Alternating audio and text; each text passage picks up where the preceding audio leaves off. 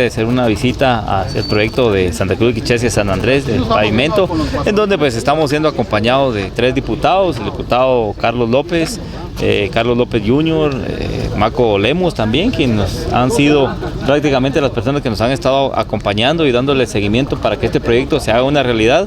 Estamos agradecidos con Dios porque hoy sí, como se los decía a los vecinos hace un momento, es un proyecto que se está viendo el avance físico y no fue un engaño como en su momento se dio, que fue inaugurado 3 veces, pero la realidad fue que nunca se hizo este proyecto. Hoy nosotros, con la ayuda de Dios, el apoyo de ellos, estamos viendo que el proyecto es una realidad.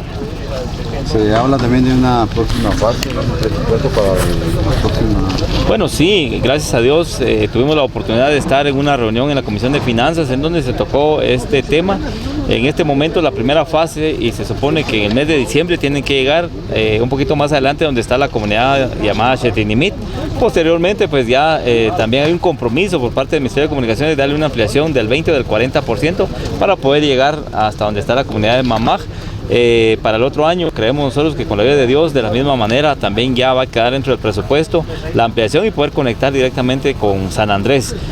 Igual tuvimos la oportunidad de ver el presupuesto que para el proyecto de San Andrés hacia Canidá también quedó lo que es la culminación de ese proyecto, ya que en este momento no está señalizado, pues ya quedó dentro del presupuesto. Primeramente Dios, todo va bien.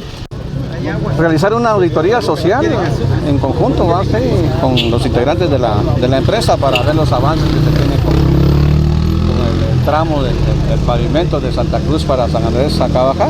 Y sobre todo lo que nos trae el día de hoy, que los diputados se comprometieron a traer ya la certificación de disponibilidad presupuestaria, o sea, el CDP.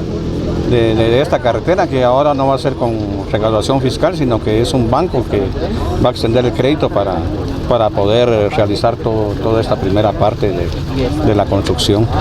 Vamos a estar con 11 kilómetros y pico. Entonces el resto está para el año entrante, que ya se están haciendo todos los trámites de presupuesto, ya va muy bien avanzado esto. Estamos bastante preocupados por las vías de comunicación de todo el departamento del Quiché, esta de una manera particular porque son 25 años que se han estado gestionando y siempre habían encontrado obstáculos en el camino.